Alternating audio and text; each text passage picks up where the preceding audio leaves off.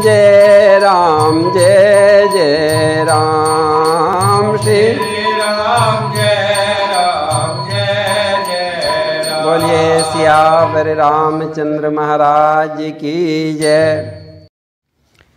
विभीषण जी प्रभु की शरण में आ गए। कहने लगे, हे शरणागतों के रक्षक रघुबीर, मेरी रक्षा कीजिए। और ऐसा कहते हुए चरणों में गिर गए। प्रभु ने देखा कि विभीषण चरणों में दंडवत पड़े हैं। तुरंत उठे, हर्षित हो गए। विभीषण के दीन वचन प्रभु को बहुत अच्छे लगे। उसको अपनी विशाल भुजाओं में उठाकर हृदय से लगा लिया। दीन वचन सुनी प्रभु मन भावा, भुज विशाल गई हृदय लगावा। राम लक्ष्मण दोनों भाई उनसे मिलकर अपने पास बिठा लिया।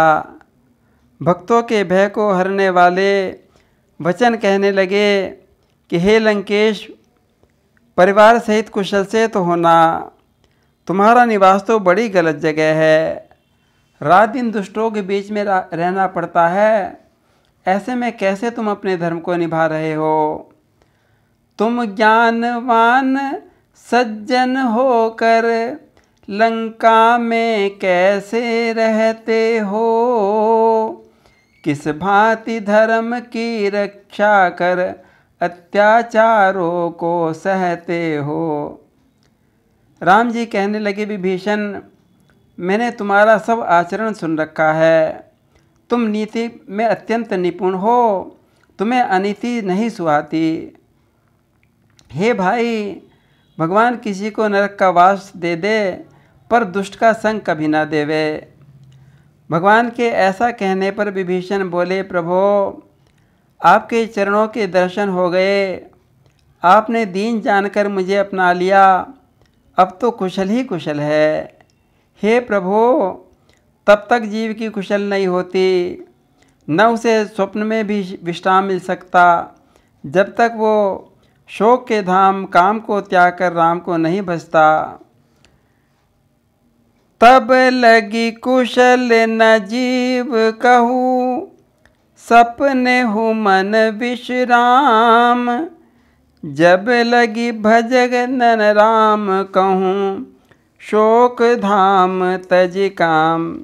हे राघव, लोभ मोह मद मत्सर मान आदि अनेकों खल तब तक हृदय में बसते हैं, जब धनुष बाण धारण करके हुए आप राम उसके हृदय में नहीं आ जाते। मद मोह काम या क्रोध लोभ उस समय हृदय में से हटते हैं, जब रघुराई ले धनुष बाण भक्तों के चित्त में बसते हैं। माया में फंसा हुआ प्राणी तब तक पाता विश्राम नहीं, जब तक निष्काम शुद्ध मन से मुख से गाता श्री राम नहीं। और विभीषण कहने लगे कि हे राम जी, आपके चरणारविंद पादारविंद को देखकर मेरा भारी भय मिट गया, मेरी कुशल हो गई। आप जिस पर कृपा करते हैं उसके त्रिविध ताप नष्ट हो जाया करते हैं। मैं तो राक्षस हूँ, मेरा स्वभाव भी अधम है, करनी भी अधम है, फिर भी मुझे उन राम ने हृदय से लगाया जो ऋषि मुनियों के ध्यान में भी नहीं आते। मेरा कैसा सौभाग्य उदय हो गया। मुझे कृपा सिंधु सुख सागर राम के दर्शन हुए, जिनके चरण कमलों की उपासना स्वयं ब्रह्मा शंकर करते रहते हैं।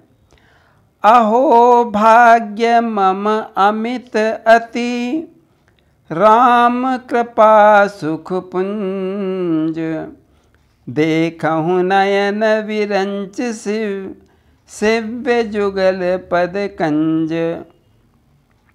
निश्चर दल में पैदा होकर अब तलक बहुत भरमाया हूँ, रघुनायक मेरी बाह गहो, मैं शरण आपकी आया हूँ। विभीषण तो ऐसा कहकर मौन हो गए।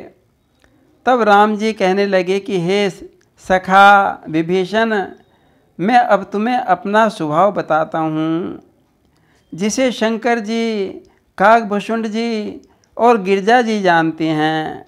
सुनो, जो मनुष्य चराचर सारे विश्व का द्रोही हो, वो भी यदि भयभीत होकर मेरी शरण में आ जाएगा तो मैं उसके दोषों को भुलाकर उसे साधु बना देता हूँ। जो नर हो ही चराचर द्रोही, आवेश भय शरण तकी मोही। तजी मद मोह कपट छल नाना, करो सद्य तेहि साधु समाना। हे मित्र विभीषण, माता पिता भाई पुत्र स्त्री शरीर धन घर परिवार मित्र सबके ममता के तागों को जोड़कर एक डोरी बनाकर उस डोरी से अपने मन को मेरे चरणों में बांध दे। फिर समदर्शी इच्छा रहित हर्ष शोक भय से रहित ऐसा सज्जन तो मुझे बहुत अच्छा लगता है, जैसे लोभी को धन अच्छा लगता है। और तुम जैसे संत तो मुझे बहुत ही प्रिय हैं। मैं तो तुम जैसे संत के लिए आया करता हूँ। देखो, सगुण ब्रह्म के उपासक, परोपकारी, नीति निपुण, नेम के पक्के और विप्र चरणों के उपासक मनुष्य मुझे प्राण के समान प्यारे होते हैं। हे मित्र, तुम्हारे अंदर तो सभी गुण विद्यमान हैं, इसलिए तुम मुझे बहुत प्रिय हो। राम जी के ऐसे वचन सुनकर समस्त वानर दल राम जी की जय हो, राम जी की जय हो ऐसा कहने लगे। और विभीषण तो अपने कानों से रामवाणी का अमृत पान करते करते नहीं थकते, बार बार चरण कमलों में गिरते हैं, हृदय में प्रेम समाता नहीं।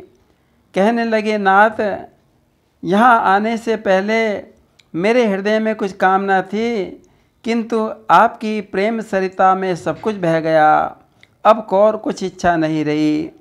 अब तो आप शंकर मन को रुचने वाली अपनी पवित्र निज भक्ति दे दीजिए।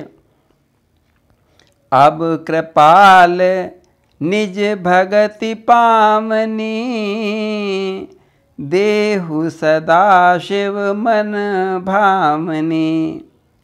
जब विभीषण जी ने राम जी से उनकी प्रेम भक्ति का वरदान मांगा तो राम जी ने उन्हें भक्ति का वरदान दे दिया। एवमस्तु कही प्रभु रणधीरा, मांगा तुरत सिंधु कर नीरा। विभीषण, जो तुमने मांगा था, अपनी अनपायनी भक्ति का दुर्लभ वरदान मैंने दे दिया और साथ में लंका का राज भी दे दिया। ऐसा कहते हुए प्रभु ने समुद्र के जल से विभीषण का तिलक कर दिया और आकाश से पुष्पों की वर्षा होने लगी। बोलिए भक्त और भगवान की जय।